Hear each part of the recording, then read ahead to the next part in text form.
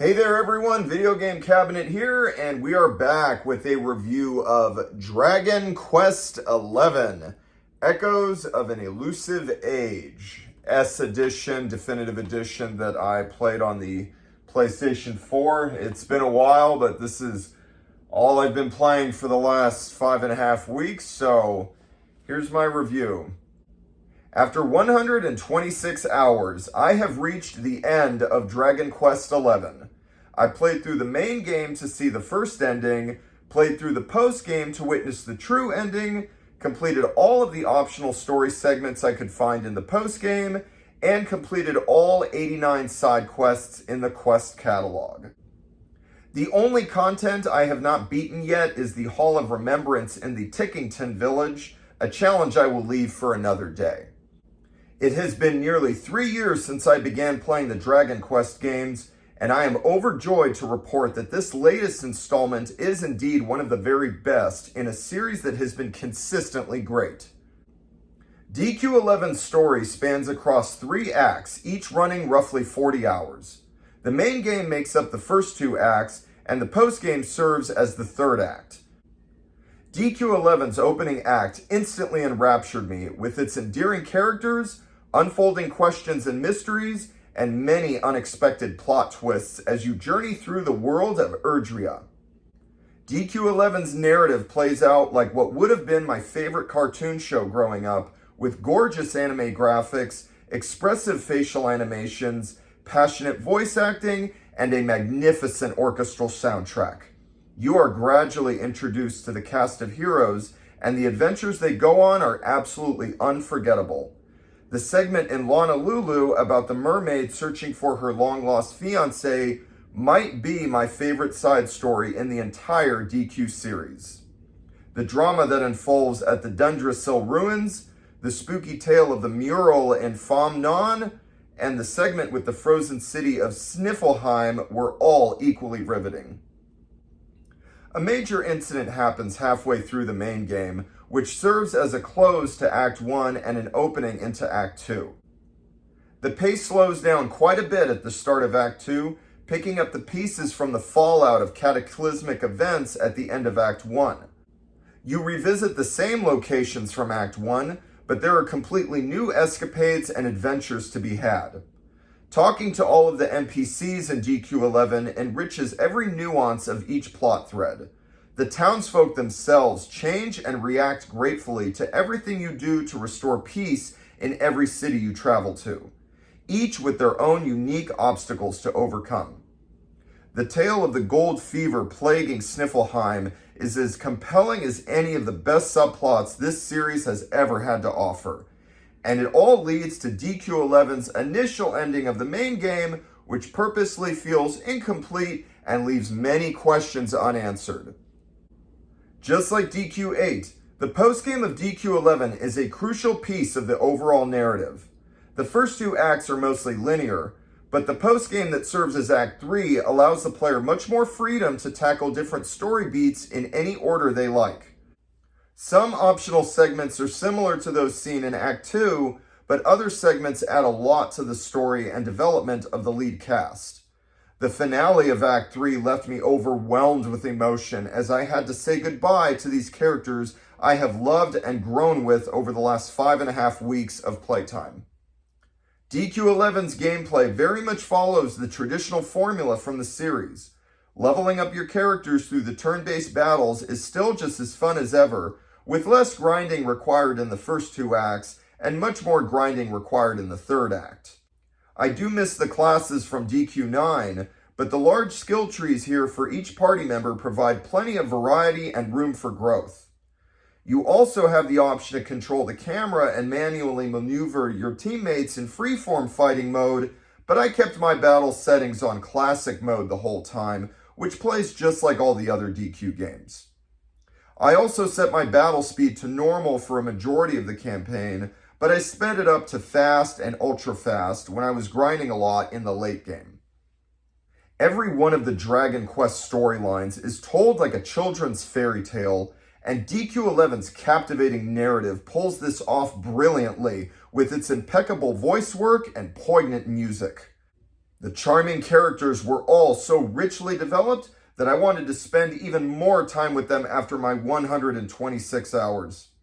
The ending got me especially choked up. I rate Dragon Quest XI a 10 out of 10. And that is my review. Yeah, this took me a while. It's been about 5.5 weeks since I started doing this. I did pretty much everything I could find, but except for the Tick-Talkington village that's in 2D. I did all the quests there and all the quests in the main 3D world. But then at the end, you open up this thing called the Hall of Remembrance, and I beat the first room, and then first level, and then I think there's 4 levels, 4 boss battles, and then I tried level 2, and I just kept on getting my butt kicked, and I grinded for a few more hours in the real world, and then went back to Tickington to try that again, and it looks really impossible, and I'm going to leave that for another time. The main game, the main story, which is the initial ending and then the post-game ending, that's all done. I've seen the whole story. The game is a masterpiece. It's great.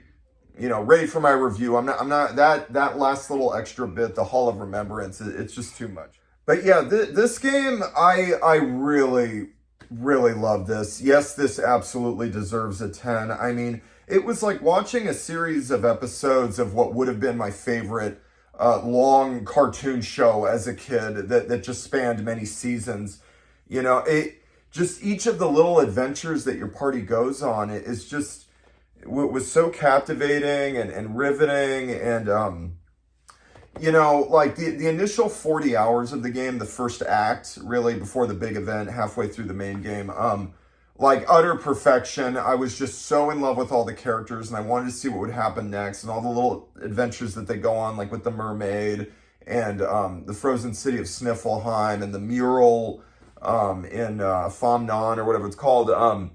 Those were just so cool. But yeah, then there's a big event that happens, and then the pace of everything really, really slows down a lot. And I was like, okay, let's see where this goes. But then it starts to pick up, and then when you go back to Sniffleheim and you're handling that stuff with the gold fever, I was like, wow, that little side adventure was as compelling as any of the other little side adventures I've seen in this whole damn series. I mean, I was really all in. And then it leads up to the big finale of the initial main game, and it feels kind of anticlimactic and really leaves a lot of things hanging, which is on purpose, because in this game especially, just like part 8, you are not done. You have to play the post game. The post game really is part of the main game. It just the story is not complete yet. But then the post game happens, and you're given a lot of freedom to explore the world, and there's certain things that you kind of do again. I don't want to go into spoilers, but it's cool to do them again quickly, and then there's other like story beats that you do that really enhance the overall character development and really get you to spend more time and develop with these people. And then you reach the true ending, and there's a lot of grinding involved to beat the true final boss. He's really tough, but I grinded for hours and did all the little extra side quests, and then I fought him and kicked his butt. But that final boss ending, epic, very fitting to the 120 plus hour epic that this game was. The final boss ending was just awesome. And then when I watched the ending and the voices and the music, I choked up. I could not express how emotional I got at the ending of this game, the true ending. And it was just beautiful. You have to experience it. I think this game really, it was the ending, when the big event happens in the middle of the game and things slow down, I was kind of like, well, I was going to give it a 10 at first, but it's kind of slow, maybe 8.5, 9. And then it started picking up a lot more in the post game, the Act 3. And I was like, okay, this is, I'm think I'm going to go 9.5 on this one, you know. But then I beat the boss, and then I watched the ending of the whole game, the true ending, and I was like, I have to give that a 10. That hit me on a real emotional level. I am going to give that a 10, which is what I thought I was going to give it at the beginning of the game. That ending, like I said, it just got me choked up, and that's when I knew. I was like, yeah, this is getting a 10. This is getting a 10. And I've been rewatching a lot of the cutscenes on YouTube. Lord bless YouTube. You can watch all the cutscenes, you know, over again, you know, while I'm driving in the car or whatever. And it's just an amazing story overall. Watching it now that I know the whole picture, they really did an amazing job with everything. And even when it slows down after the big events in between Act 1 and Act 2, that's the way it should be. And it picks up later, and it becomes so satisfying at the end.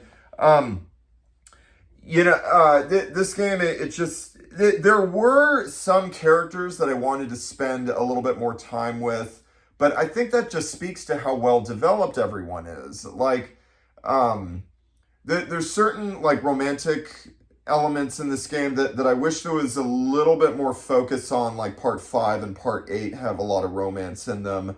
But there is some in here. Some of it is optional content that you have to search for. Specifically, there's these trials that you get towards the end of the game, and if you beat them, you get a wish, and you can kind of pick certain things that'll lead to romantic side stories. I don't want to say too much, but that was satisfying. You know, maybe a little bit more, but everything else, everything about this game was just so well developed. I just wanted more of it. The characters were so well developed. I just wanted more of them. And I think that speaks to how much of a 10 out of 10 that this game is. But yeah, I loved all the characters. Jade, Hendrix, Serenica, Veronica, Rob, Eric, even the flamboyant Sylvando. Like, they were all so rich in their development. And I just, like I said, I wanted to spend even more time with them. I love talking to all the NPCs in the entire game. And even they have their own little character development too. As you go solve their problems, you go talk to them again, and they're very grateful for bringing peace to their city or village or whatever. And the music in DQ11, oh wow, amazing. The orchestral soundtrack. They bring back a lot of my old favorite tunes from previous games, but with new orchestration. And my favorite track was called With Sadness in Heart. They play it a lot in this game. Supposedly, it originated in Dragon Quest or Dragon Warrior 7, but it was rarely played. I don't remember it at all from that game. Maybe they played it a couple times during short scenes, but there's other tunes from Dragon Warrior 7 that I remember that are great, but specifically the one Sadness in Heart. That one, I don't remember it at all, but in this game, they play it a lot, which, in my opinion, that makes it this game's, you know, song. But, yeah, it's a lot of great tunes all throughout. Some of them you'll recognize from older games, but it's great to hear them again with their new orchestration, and it's just really, really great stuff. But, anyways... So with that, I guess we're going to ask ourselves, how do we rank the series now? Now that I've completed all of the single-player mainline Dragon Quest games, it's been nearly 3 years. I started playing these in January of 2023, and now we're in late end of October of 2025. So, yeah, that's almost 3 years. But anyway, so how would I rank each game in the series? At the bottom of the list, I would put Dragon Quest VI. This one was the only one that was just okay to me. The story was kind of boring, and I didn't care about the characters too much. Solid gameplay and exploration, but like the dream world and real world, it felt kind of samey after a while, but still cool exploring around and grinding, you know, with some nice music. Above that... now where the series starts to get a lot better. Like I said, 6 is the only one that's just okay. It's all right. But the rest of the series is really, really good. Great masterpiece level. Above 6, I would put Dragon Warrior 1 that I played on the NES. This one I gave a strong 8 out of 10. It's very dated, very simple, but it's a strong first entry that shows a lot of promise for what this series later becomes. And it's still a very fun, very retro, or very vintage JRPG that's just simple fun with fun, addicting grinding and exploration. Then above that, where the games start to get really great, Dragon Quest IX on the DS, I gave this one a 9 out of 10. This one really surprised me. It was the only one that was strictly on the portable console, and it had a multiplayer component, so I wasn't sure if there was going to be too much focus on story or character development, but there was. This game was wonderful, and the gameplay was amazing with all the classes and skill trees that you could do, and the story and the characters really, and the music were great. I mean, this one, like I said, it really surprised me. And then above that, I would probably pick Dragon Warrior 2. This one I also gave a 9 out of 10. This one was great. I know some fans have issues with it, with supposedly like a lot of the grinding that you have to do, but if you know how to buy and sell the lottery tickets or something like that, there was a strategy to do with the money to get the best gear. The game flows very, very nicely with beautiful music, good story for an 8-bit NES JRPG, and just wonderful atmosphere and really, really fun, great exploration. I really, really loved Dragon Warrior 2. And then above that, I'd probably put Dragon Warrior 3. This one I also gave a 9. This one, really, really good gameplay. Probably the best playing of the ones on the NES with the class system that they introduce. The music is good, but I don't think it's as good as Dragon Warrior 2, but still very strong, especially towards the late game. The music gets really good, and just the big world to explore, like all the many different side quests you can do. This game, it really was fantastic. Definitely a strong 9 out of 10. And then ranking above that, I'm going to say Dragon Quest VIII on the PS2. This one I gave a 9.5. Beautiful music, voice acting, story, romantic element, beautiful ending once you play the post-game, which is crucial to the main story. And everything connects in the post-game about the characters and everything. And the ending is just beautiful and just really, really, really an amazing, amazing game.